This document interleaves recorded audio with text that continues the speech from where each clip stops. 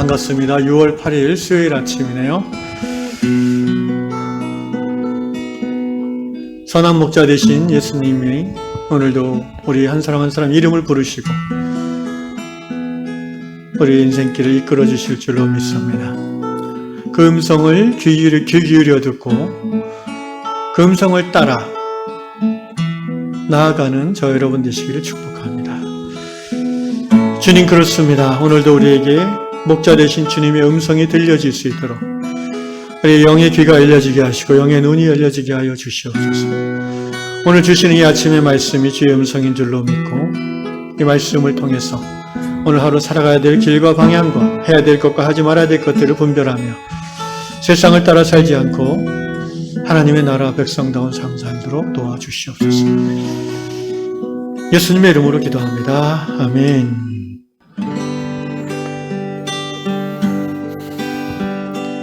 여호와는 날 목자시니 내가 부족하니 없으리로다. 그가 나를 푸른 초장에 이시며 실만한 물가로 인도하시는도다.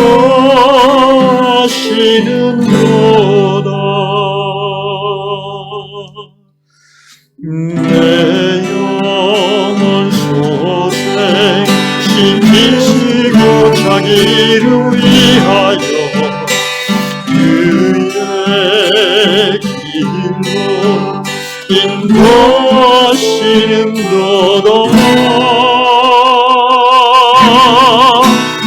내가 사망의 음침한 골짜기 다닐지라도 해를 두려워하는 주께서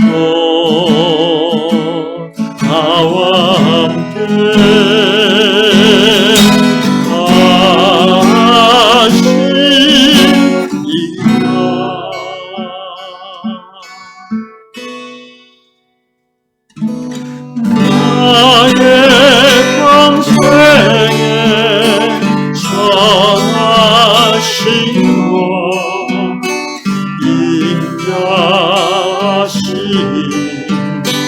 나를 따르리니 내가 여호와 집에 영원토록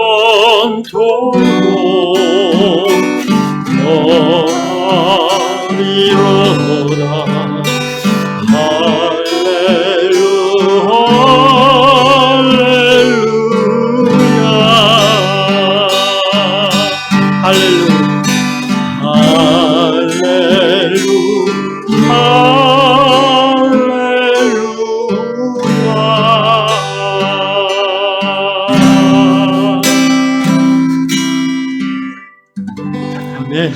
네, 오늘 말씀 에베소서 6장 17절입니다. 에베소서 6장 17절. 구원의 투구와 성령의 검, 곧 하나님의 말씀을 가지라. 아멘. 미국 미조리주에 사시는 칼라 자매님의 글입니다. 이분은 아주 전문 하이커 같습니다. 이분의 취미가 이제 하이킹, 걷는 거죠. 우리나라 둘레길, 여타막한 산길, 걷는 게 이분의 취미인데, 이분은, 길이 없는 그런 가시덤불 숲도 가위를 가지고 길을 잘라가면서 걸어가는, 저는 처음 알았어요. 그렇게 걸을 수도 있구나. 우리는 보통 산에 이제 둘레길 걷다가 길이 없는 곳은 안 가잖아요. 근데 이분은 길이 없는 곳을 길을 만들어가는, 가위를 갖고 다니면서 하이킹을 하는 분입니다. 그런데 이 칼라 자매님이 최근 어려운 일을 당했는지 아주 슬픔이 심해서 하나님 앞에 나아가지 못하고 있다고 합니다. 어느 날 이제 덤불을 자르면서 그날도 숲을 관통하면서 이제 산길을 올라가다가 자매님이 문득 깨달았습니다. 성령께서 깨닫게 하신 거죠. 이렇게 가위로 길을 자르면서 가는 게, 만들어가는 게, 지금 자기 삶이 하나님을 향한 길이 막혀 있는데, 슬픔이라는 가시덤불에 막혀서 하나님을 향해서 가까이 가지 못하고 있는데, 이렇게 가위로 자르는 것처럼 길을 만들어갈 수도 있겠다라는 깨달음을 얻은 거예요. 그래서 자매님이 마침내 목적한 그 정상에 오르자 싱그러운 솔향기, 또 나무들이 바람에 흔들리는 모습, 이것이 그전과 다르게 마치 하나님을 찬양하고 하나님의 앞에서 춤추며 찬양하는 것으로 느껴졌다고 합니다. 그러니까 이 가시덤불을 땀을 뻘뻘 흘리면서 길을 만들어가는 이 과정이 자매님에게는 하나님 앞에서의 기도였고 영적인 장애물을 뚫는 과정이었던 거죠. 자매님이 이 가시덤불을 가위로 잘라가면서 했던 것 중에 하나가 또 있는데 그건 뭐냐면 시편 23편을 암송하는 것이었어요. 암송된 시편을 가지고 기도한 거죠. 성경 말씀을 묵상하면서 땀을 뻘뻘 흘리면서 가시덤불에 찔리면서 가위로 길을 만들어 그래서 마침내 목적한 지점에 도달한 이 칼라 자매님의 이야기입니다. 여기서 제가 이제 포인트가 딱 들어온 거는 말씀을 말씀을 읊조리면서 길을 만들어 갔다는 부분이에요. 여러분, 우리의 육신은 쉼이 필요하고 휴가가 필요합니다. 맞습니다. 그런데 하나님을 신뢰하는 믿음은 휴가가 없습니다. 멈춤이 있어서는 안 됩니다.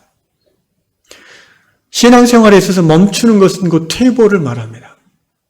하나님부터 멀어지는 거죠. 시편 23편 4절에 보면 내가 사망의 엄청한 골짜기로 다닐지라도 해를 두려워하지 않는 것은 주께서 나와 함께 하심이라. 주의 지팡이와 막대기가 나를 안위하시나이다.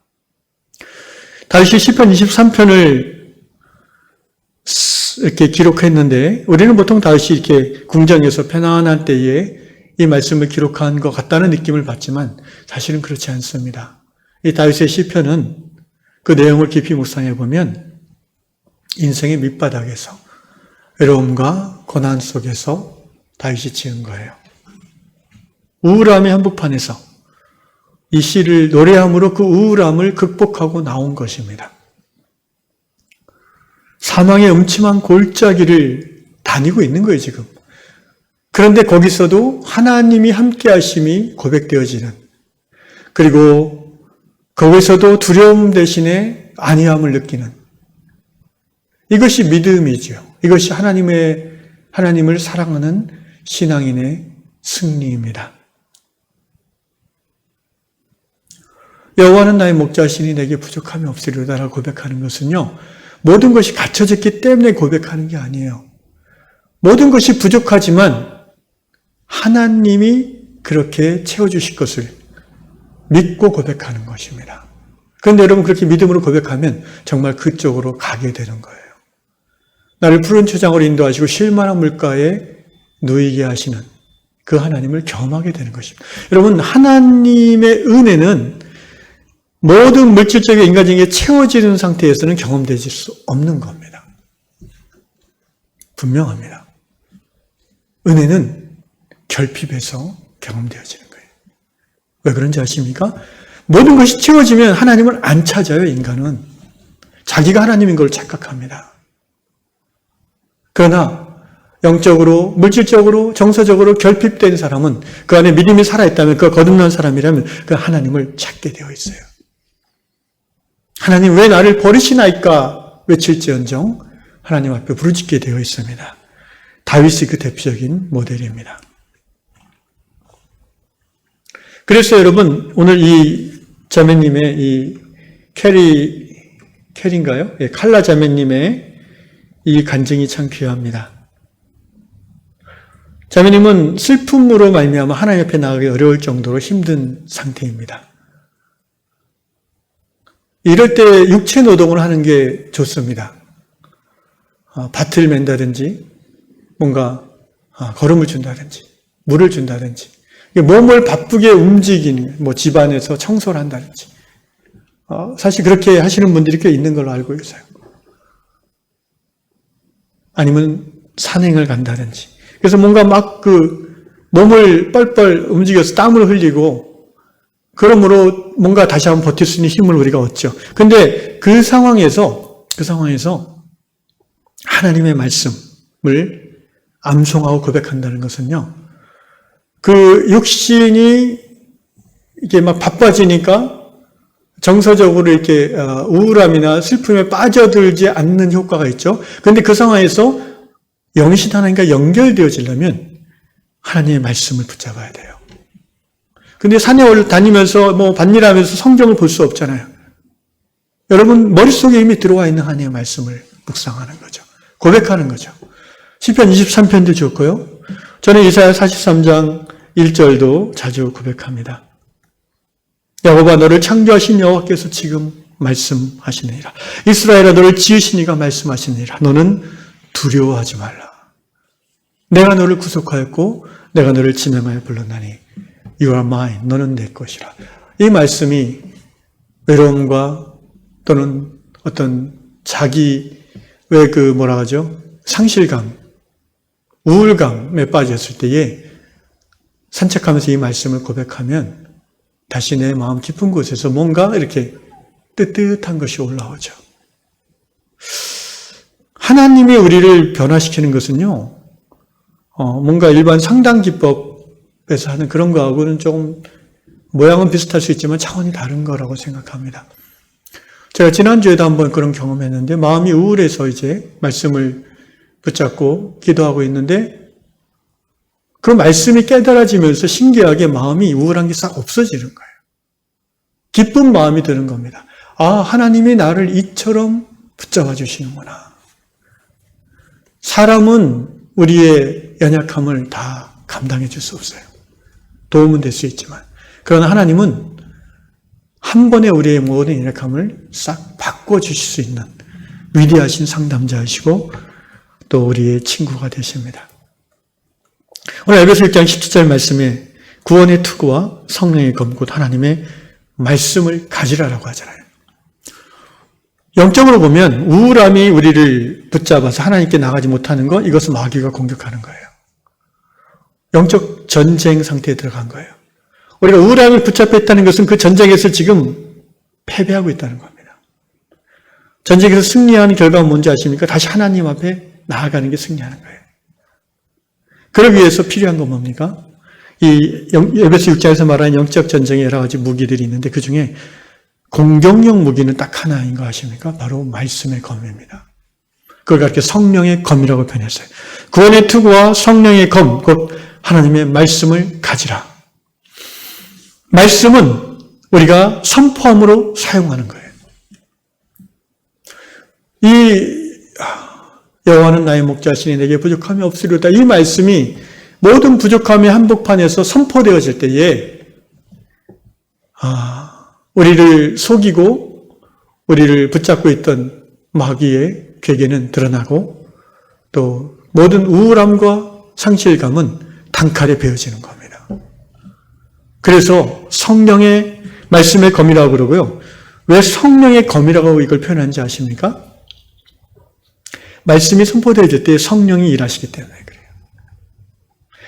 하나님의 말씀을 믿음으로 선포할 때에 성령이 역사하시기 때문에 그래요. 실제로 우리의 감정적인 부분이 이렇게 우울함이 사라지고 상실감이 회복되는 거는요. 이거는 감정적 치유의 에너지가 작동하는 거예요. 바로 성령의 역사죠. 말씀이 그냥 의미 없이 낭독되어지는 것은 성령이 일하지 않지만 하나님에 대한 신뢰를 담아서 믿음으로 여호와는 나의 목자시니 내게 부족함이 없사옵나이다 라고 선포할 때에 성령이 일하시는 겁니다. 성령은 말씀과 함께 일하시는 분이에요. 그래서 성령의 검 곧 하나님의 말씀을 가지라 이렇게 사도 바울을 통해서 하나님께서 말씀하고 있습니다. 사랑하는 유양의 성도 여러분, 오늘 이 아침에 여러분 안에 암송되어지는 말씀이 있지 않습니까?